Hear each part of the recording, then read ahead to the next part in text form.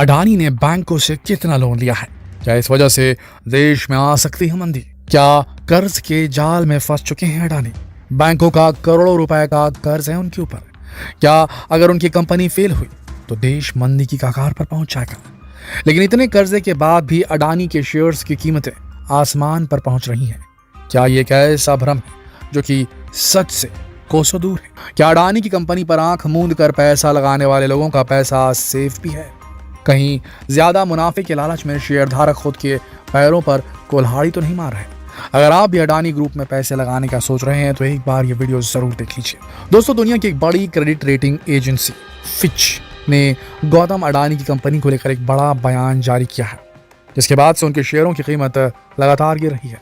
असल में Fitch, Moody's और स्टैंडर्ड्स एंड पुअर्स दुनिया की 3 बड़ी क्रेडिट रेटिंग एजेंसीज हैं जो किसी भी कंपनी की इकोनॉमिक कंडीशन को चेक करके डिक्लेयर करती है कि इस कंपनी में निवेश करना कितना सुरक्षित होगा। फिच ने अपनी रिपोर्ट में अडानी ग्रुप के अग्रेसिव डेवलपमेंट और उनके कर्ज और कैश फ्लो को लेकर चिंता जाहिर की है। साथ ही यह डर भी जताया है कि अगर ये कंपनी क्लैश हुई तो उसका असर पूरे देश की अर्थव्यवस्था पर पड़ेगा। फिच ने अपनी रिपोर्ट में अडानी ग्रुप को बहुत अधिक कर्ज में डूबा हुआ यानी डीपली ओवर लेवरेज्ड बताया है। फिच की इस रिपोर्ट के आते ही शेयर मार्केट में खलबली मच गई और अडानी ग्रुप के शेयर्स की बिकवाली शुरू हो गई है। हालात यहां तक खराब हो चुके हैं कि अडानी ग्रुप के स्टॉक बुरी तरह धराशायी होने लगे हैं। अडानी ग्रुप की जो 7 कंपनियां शेयर मार्केट में लिस्टेड हैं, उनमें से 5 की हालत पस्त नजर आ रही है। आइए जरा अडानी ग्रुप की किस कंपनी का क्या हाल है वो भी देख लेते हैं। अडानी ग्रीन एनर्जी के शेयर 4.66% की गिरावट के साथ 2402 रुपए प्रति शेयर तक पहुंच गया है। वहीं अडानी विल्मर का शेयर 3.71% गिरावट के साथ 697 रुपए तक पहुंच गया है। इसी तरह अडानी ग्रुप की सभी कंपनियों के शेयर भारी गिरावट के साथ बंद हुए हैं। चलिए अब इसे थोड़ा डिटेल में समझ लेते हैं। क्रेडिट रेटिंग एजेंसी फिच के अनुसार अडानी ग्रुप इस समय बहुत अधिक कर्जे में है। उसके पास कैश फ्लो की तुलना में कर्ज बहुत ज्यादा है। इसका सीधा सा मतलब है कि अडानी ग्रुप ने अपनी कंपनी को स्टार्ट करने के लिए जितनी पूंजी लगाई थी उसके कंपैरिजन में उसके द्वारा लिया गया कर्ज बहुत ज्यादा है और इसी कंडीशन को ओवर लेवरेज्ड होना कहा जाता है। अगर 2021-22 की बात करें तो अडानी ग्रुप के ऊपर 2.3 लाख करोड़ का कर्ज था। अगर इसमें से अडानी ग्रुप के पास मौजूद कुल नकदी को हटा भी लिया जाए तो भी उसके ऊपर बचा हुआ कर्ज 1.7 लाख करोड़ होगा। अब आप सोच रहे होंगे कि भाई अडानी तो भारत के साथ एशिया का भी सबसे अमीर शख्स है, साथ ही दुनिया में भी अमीरी के मामले में वो 4थी पोजीशन पर है, फिर उन्हें इतना कर्ज लेने की क्या जरूरत है? तो देखिए, आप ये तो जानते ही होंगे कि गौतम अडानी ने लगभग हर फील्ड में अपने हाथ आजमाए हैं, फिर चाहे वो पोर्ट डेवलपमेंट हो, एयरपोर्ट मेंटेनेंस हो, कोल और एनर्जी सेक्टर हो, मीडिया हो, हर जगह आपको अडानी ही अडानी नजर आएंगे। अब जाहिर सी बात है कि हर बार नई कंपनी खोलने के लिए फिर नए बिजनेस में इन्वेस्ट करने के लिए पैसे की जरूरत तो पड़ती होगी ना, और ये पैसा आएगा कहाँ से? तो पक्की बात है, बैंक से लोन लेकर। क्लियर है कि अडानी ग्रुप अपनी कंपनियों में जो फंडिंग कर रहा है वो पूरी तरह से कर्ज लेकर कर रहा है, जिसकी वजह से उसके ऊपर कर्ज का बोझ लगातार बढ़ता जा रहा है। अब आप सोच रहे होंगे कि आखिर गौतम अडानी को इतना कर्ज कैसे मिल जा रहा है, जबकि आमतौर पर तो बैंक से कर्ज देना काफी टेढ़ी खीर होती है। आम आदमियों को बैंक में काफी सारी फॉर्मेलिटीज पूरी करनी होती है, गारंटी देनी पड़ती है, कुछ गिरवी रखना पड़ता है। फिर गौतम अडानी को इतना स्पेशल ट्रीटमेंट क्यों दिया जाता है? तो असल में ऐसा है कि गौतम अडानी या कोई भी कंपनी जो कि शेयर मार्केट में लिस्टेड है, वो अपनी कंपनी के शेयर गिरवी रखकर बैंक से कर्जा ले सकती है और कंपनी के शेयर की कीमत जितनी ज्यादा अच्छी होगी उतना ही ज्यादा आपको लोन मिल जाएगा। और गौतम अडानी के शेयरों की कीमत तो पिछले कुछ सालों में दिन दूनी रात चौगनी स्पीड से बढ़ी है। अडानी इंटरप्राइजेस के शेयर की कीमत में 14% तक का उछाल आया। 2 साल पहले जिस एक शेयर की कीमत 208 रुपए थी, आज उसकी कीमत 2,927 रुपए हो चुकी है। इसी तरह अडानी ग्रीन के शेयर की कीमतें भी 12% तक का इसमें उछाल देखा गया। और इसके अलावा अडानी ट्रांसमिशन में भी 10 गुना, अडानी गैस में 9 गुना और अडानी पावर में 6 गुना का उछाल आया है। शेयरों की इस बढ़ती कीमत की वजह से उन्हें बैंक से लोन मिलना आसान हो गया है, लेकिन उनके शेयरों की कीमतों में होने वाली इस अनरियलिस्टिक ग्रोथ के पीछे का कारण सरकार के साथ गौतम अडानी के अच्छे संबंध भी बताए जाते हैं।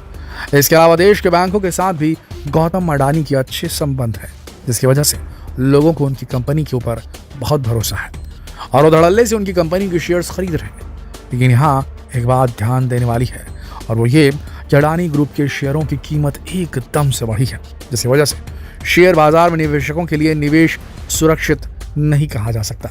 इसे हम एक उदाहरण से समझ सकते हैं। मान लीजिए आपने अडानी पोर्ट के 1 लाख शेयर खरीद लिए। इस समय उसकी कीमत 806 रुपये है और 2 साल पहले इनकी कीमत 383 रुपये थी, यानी कि शेयर की कीमत में 2 गुनी तरक्की हो चुकी है। मान लीजिए कि 2 साल पहले आपने 1 लाख शेयर लिए थे और अब आपको वो शेयर बेचने हैं, उस हिसाब से आपको 806 लाख रुपए मिलने चाहिए।